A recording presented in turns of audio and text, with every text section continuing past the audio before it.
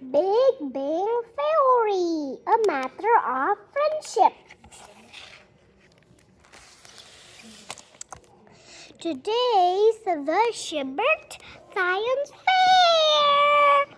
I entered it for a chance to be on my favorite TV show, Professor Proton, and hang out with my best friend Sheldon. The elevator is out, I tell Sheldon. So we need to take the stairs. Leonard, he replies, are you going to tell me things I already know? He continues. Remember, the point of the shibboleth is to have fun. That doesn't sound like you. Do you really believe that? Well, no, he explains. But since I'm going to be the one who appears on Professor Proton, I thought I should say it. I see someone I would like to talk to, but Sheldon sees her too. You know, he says, you and she have one thing in common. What's that? I ask. Neither of you is going to be on TV. He jokes. Making new friends just got higher on my list of things to do. Geology rocks, graffiti, lasers. Sheldon babbles as we walk past our tables. It was so hard to pick just one experiment to enter, he says. I guess you didn't have that problem. Robot, the not of advanced humans, potato bakery, the best number. My only problem, besides Sheldon teasing me, is the rocket Howard and Raj built. It seems dangerous. Professor Proton, electrical wonders. Present electrical wonders. We stop at the stage where a TV crew is preparing Professor Proton's set. The first prize winner will stand right here. Right there. Right there. So that's my spot, Sheldon proclaims. Orange or tangerine? Here. Freezing banana. I noticed the girl we saw earlier. Do you think she's a scientist too? I ask. While it's certainly possible a cheerleader could be a scientist, I'm not exactly sure what you mean by two. Sheldon jokes. He thinks he's just so much smarter than everyone else. Especially me. Hey, what do comic books have to do with science? The cheerleader asks. Getting struck by lightning, being bitten by something radioactive. Those kinds of accidents give you superpowers, Stuart explains. Wow, she says, that is not what they teach us in a health class. And this, she asked, what's an old penny worth? Batman's butler. Stuart says. She stares. You know, Alfred Pennyworth. Actually, this is pretty cool. Stuart continues. It's 95% copper, just like really old pennies. Whoa, that's a very big penny. Stretch Comic Center. This is my chance to make a new friend, you know. I say, copper is the one of the best conductors of electricity. But if you are looking for a conductor of an orchestra or a train, it wouldn't be a good match. Hi, I'm Leonard. Are you A science-loving cheerleader? I'm Penny. I'm Penny, she says. An acting and singing loving cheerleader. Oh, I saw part of your audition. Oh, I'm sorry anyone saw me. She begins to cry. The casting people hated me.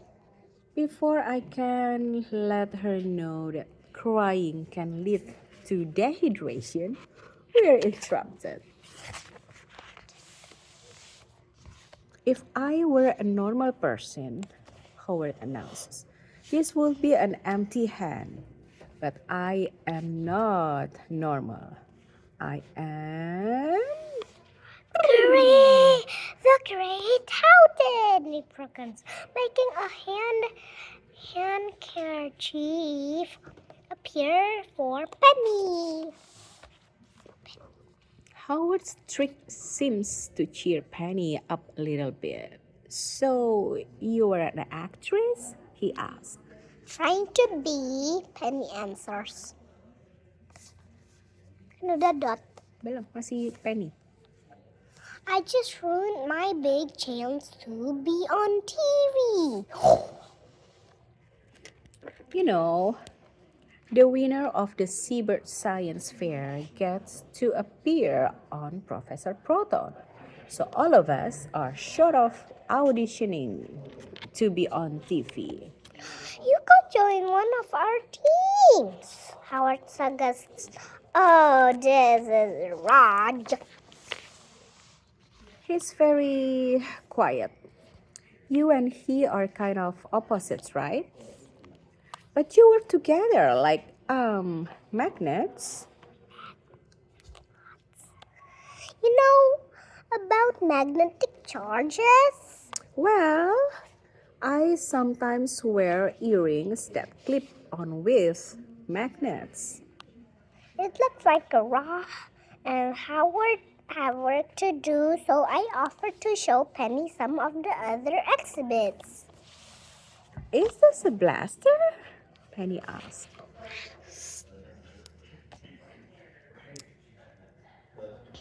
Well, sort of, I stammer. It's not a real blaster, though. It's a laser. Sorry, I feel embarrassed. It's okay. Mani Mama. It's okay, Penny says. I used to get nervous too before I took acting lessons. Sheldon looks up. Leonore, maybe Lanson could help you act more like a science test. Bazinga. Penny and I head to another table. This model shows all the parts of human brain. Barnett chimes in, and they light up when you poke them really hard. Ooh, tung, tung. People used to study bumps on the outside of the head, but now scientists study bumps on the inside. How? Mostly trial and error, plus the work of earlier scientists. We always share credit. Barnett adds, no one figure out everything on their own. Pennies wonder why I'm not spending more time fussing with my project. I say meeting interesting people is more important than being on Professor Proton. I don't want her to know the parts I needed. We are not at the store. We go to watch the rocket launch together. I told you it's going to work. Howard shouts over the rotor engine as Rob presses the launch button. Yes, Howard. I apologize for ever doubting you. Woo! Yikes! The rocket flies straight at the stage, and Professor Proton sat. Howard, I have many doubts. We run to get Sheldon, who is already looking toward the stage. Come quickly, come quickly. There's a crisis. I've always wanted to experience one of those. Infinite, final, dark. Sheldon asked Excitedly. excitedly. Not a DC Comics crisis. The other kind. Oh, Sheldon says, that's disappointing. Professor Proton comes to microphone with bad news. The damage to his set means the TV show will be cancelled. There won't be a show unless someone here happens to have some highly conductive material that could fill this gap, Professor Proton says, pointing at a hole in the wires.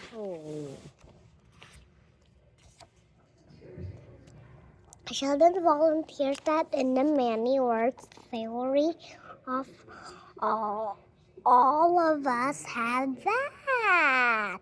Howard offers to entertain the crowd with magic, while Bernadette suggests brute force. And Penny and Stuart run over with his giant penny. What about this? Penny asks. It's made of copper conductor, she says, adding, but not the train kind. Penny fills the gap perfectly. Professor Proton brings Penny up on stage. Penny, he says, for solving this problem, you win the first prize. I'd like to have you a guest on my show. Wah, akhirnya si Penny yang menang ya. Just me? Thanks. But no thanks. Scientists share credit with people who help them. And since I wouldn't have known about copper being a conductor if it were not for my new friends, they should get to be on the show with me. Oh, dia baik. Dia mau ajak semua teman-teman dia. We're all speechless Speechless. except for Sheldon, of course. Except for Sheldon, of course. Who whispers, see, in a way I did win.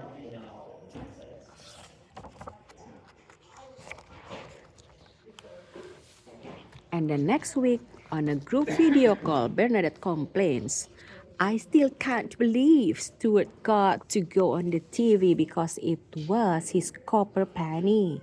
He's not even a scientist. Speaking of non-scientists, Sheldon says, I think we can agree we're never letting that Penny get involved with us again. I just smile. My laser may not have been the best project, but with my new friend, I feel like I won first prize after all. The end.